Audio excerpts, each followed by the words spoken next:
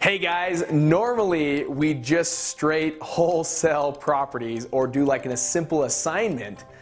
But in this video, you're gonna learn why we chose to fix and flip this property. Now, while you're here, hit that subscribe button as well as the bell so it alerts you to let you know when new videos are uploaded to our YouTube channel. Hey guys, Cody Hofhine with Wholesaling Inc., the #1 wholesaling coaching program, and we're standing in this property that we chose to do a fix and flip. Now, normally I wouldn't suggest this for everyone. I have a little bit of background in construction, but construction and doing the fix and flip can take a lot of time, and there's got to be some certain things in place versus just doing the simple assignment or the simple wholesale. Fix and flip, you got to be thinking about all different angles and what can go wrong. So let me mention a few of them right now that if you are considering doing the fix and flip, I want you to understand there are some key things that you want to make sure are in place so that you do not mess up and lose a lot of money. Now, first and foremost, we've talked about this in other videos of ours, but this might be the first time that you're watching one of our videos, and if so, let's go over those tips right now. The first thing is buying insurance while you own the property. A lot of times when we're getting into something new, we don't realize that there are other steps and processes that need to be in place to make sure that we actually capitalize and don't lose out on this investment. So getting in a simple vacant home policy, so this home is vacant, there's no renters in it. A lot of times individuals will buy like a renter's policy while they're fixing and flipping a property. That's not the right policy. So they could come back and not cover. If this home burns down and you don't have insurance or you don't have the right insurance in place, there could be zero coverage and you're out all of that money. So that's the first thing, get an insurance policy. The second thing is getting all utilities in your name. If you've never done a fix and flip before, our very first time when we did our first one, we forgot to put the water in our name. We forgot to put electricity in our name. We forgot to do all these things. And so our contractors would come here and they're getting ready to work and there's no water. Or they're getting here to work and there's no lighting. And so it ended up costing us a few days to work with the city to now get everything over and transferred over to our name. So that's the second thing, utilities. The third one is if you are going to buy the home and do a fix and flip or like a wholesale deal where you just simply put it right back on the market and you're looking for a retail buyer, your highest paying buyer, you want to make sure that you realize that there are regulations behind different loans. So if it's a first-time home buyer and they choose to select the FHA loan, right, the first-time homeowner's loan, the issue is they cannot buy this property until you, the one that's buying it to do the fix and flip, have owned it for 90 days. So think about that when you're putting money out there or you're borrowing money or you're getting insurance or you're getting utilities.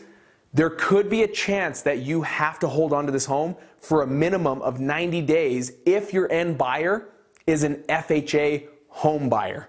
So keep these 3 tips in mind. First, doing the insurance. Second, the utilities. And third, you might have to hold on to it to 90 days. Now, let me tell you let's break this home down of why we chose to do the fix and flip versus just like a simple wholesale. It's because when we drove in this neighborhood, and we're going to show you some footage of the home and of the neighborhood, it's a beautiful neighborhood. This home was done in the mid-2000s. So it was already a newer neighborhood, a newer development. There wasn't anything really outdated. It was just that needed to be freshened up. So when you come into a newer neighborhood, sometimes it's really hard to do a wholesale deal because there's not much margin. Well, on this one, let me tell you what the numbers look like. This lead came from, it was someone that was actually going through a divorce. They reached out to us and they told us some of the trials and challenges that they're going through, and we were able to find a way to make this work. Ultimately, what we did is we put this home under contract at $240,000. Now, the ARV, or the after repair value on this home, is right around, in our eyes, we thought is going to be right around $350,000 to $360,000. So there was some room there, about $110,000, $120,000. And again, it didn't need a ton of fixing up. It was already a fairly new home. It just needed to be touched up, new paint, new carpets. But knowing those numbers, we probably could have just simply assigned this and made maybe $15,000 to $20,000 on an assignment. But what we did is we looked at all options, and the fix and flip ended up being our best option. Now this one took quite a bit, but ultimately with the fix and flip, we came in, we did all new flooring, we did all new paint, we did brand new countertops. We had to put quartz countertops in, and we'll show you pictures of that so you can see what it looks like. We redid the master bathroom. We left the hall bathroom just the same. And then downstairs, there was nothing done. I mean, it was framed and the electrical was done, but there was no drywall, no flooring, no paint, no lighting, nothing like that. So it was a very unfinished basement. But we took the time to finish the basement because we knew it would add that extra value. What we would put in money would bring back more in return. So we went and did these updates and finished the basement, and ultimately this home went on the market. And the good thing is this is going to be closing here in the next probably 10 days or so. The beautiful thing is what we thought it was going to be worth, $360,000, it went under contract at $389,000. Now this was a big rehab. This is something that we put at least $40,000, right around ballpark, $40,000 into this home. And so that's where it can get tricky. I don't suggest this for everyone, but if you're looking and you have ways to do this without making suffering your wholesaling business or losing traction on your wholesaling business, because our wholesale business is so automated and already has processes in place, and we have a team in place where I don't have to go on the appointments, I don't have to pick up the phone. It allows me to now work in ways, and allows my business partner to work in ways where we can really think outside the box and say, what's going to be the maximum return? What's going to be our best way to capitalize on making the most on these homes? So this one was the fix and flip. On this, because we chose to do the fix and flip, we'll make close to 50, possibly in the 50 to 60 range. So instead of making $20,000, we now turn this investment or this opportunity into more than double, almost 3 times what we would have made had we just simply assigned it or simply wholesaled the property. So the main thing is, as you're going through your properties, know there's a couple questions to ask yourself. First, who is your highest paying buyer?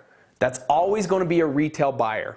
So if you can simply get a home under contract and just put it right back on the market the next day, and it's going to be something that can move for a good price, that's awesome. Your retail buyer is going to pay more than your fix and flipper or your cash buyer or your landlord. So know your end game. Know who your end buyer is. Is it a fix and flipper? Is it a landlord? Is it a retail buyer? And know that each one of these, fix and flip, you're not going to make as much money as you would from a landlord. With a landlord, you're not going to make as much money as you would from a retail buyer. Know the end game. Who is your buyer, and how are you going to maximize what you're going to make on this deal? And ultimately, when you get to the point where your business is automated, that's where you can start to think about maybe doing some start small, don't do the big steps and do 40 grand rehabs like this one. Start with the ones that maybe need some carpet or paint. And as you do that, you'll start to learn the processes. You'll start to learn who the contractors are that you should be working with and who you shouldn't work with, and what the price per foot should be. And you'll start to learn all these different things. I don't suggest this right out of the gates, but once you have a team in place, start doing that, considering it. Now, what I do want to know, I want to know from our followers right here, our subscribers to the YouTube channel, I want to know this question here. Are you prone to do more fix and flips, or are you a person that likes to do the simple wholesale route? I want you to comment down below and let me know, what is it that you commonly do? Are you more a fix and flipper, or do you do mainly wholesaling? Comment down below, and I'm going to chime in and see how I can help you in your processes. Ask me any questions, and some of your questions will actually inspire us for future content and future videos. Also, again, hit that subscribe button while we're here, and hit that bell so it'll alert you for any time that we upload new content. Take care, and I'll see you on our next video.